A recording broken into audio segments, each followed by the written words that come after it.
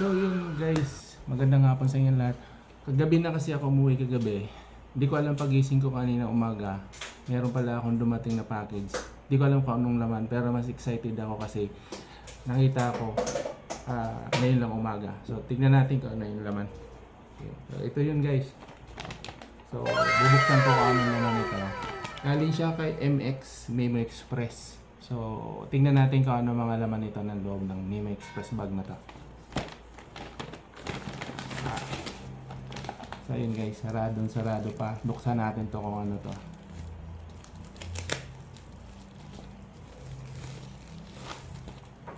Wow, Boya mic. So ito yung pinapangarap ko noon pa. Kasi nga nahihirapan ako mag-vlog ng cellphone ko pag malayo. Mahina yung boses niya. Kaya salamat sa nagpadala nito. Ayaw magpabanggit ng pangalan kung sino siya. Basta pinadala lang sa akin at tinext ako na meron siyang pinadala sa akin. So tingnan natin kung ano laman nito.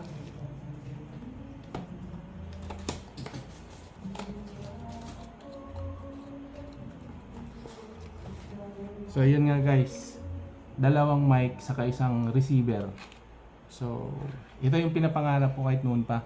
Kasi nga ang hirap-hirap talaga magsalita pag mahina yung boses mo na wala kang mic na nakapin sa bandang bibig mo para marinig mo yung mga sinasabi mo doon sa video mo.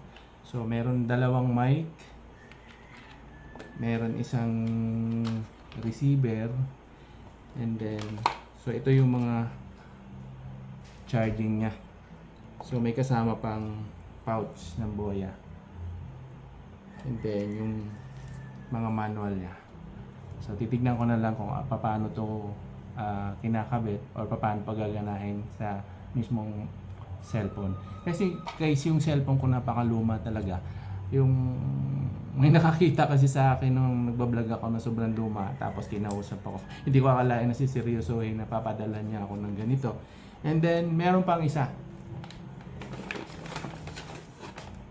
Wow. Honor X9C.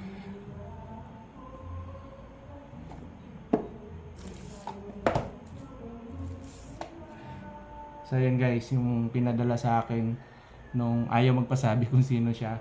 Pero maraming salamat din doon sa nagpadala nito. Nakita niya siguro yung cellphone ko napakaluma, kaya inisponsoran niya ako. So saya nagpadala nito. Hindi ka magpakilala pero maraming salamat, magagamit ko sa pagbablog ko to.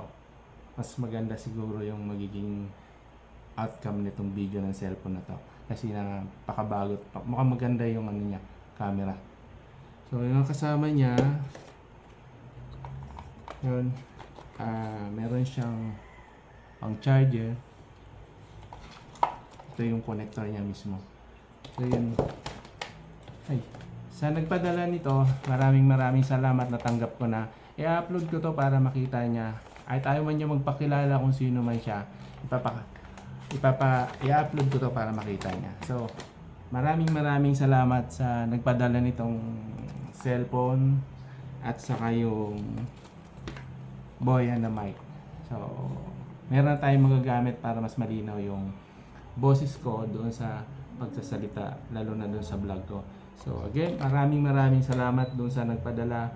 Sana makilala kita pagdating ng araw saan man tayo makita, para man lang makapagpasalamat ako.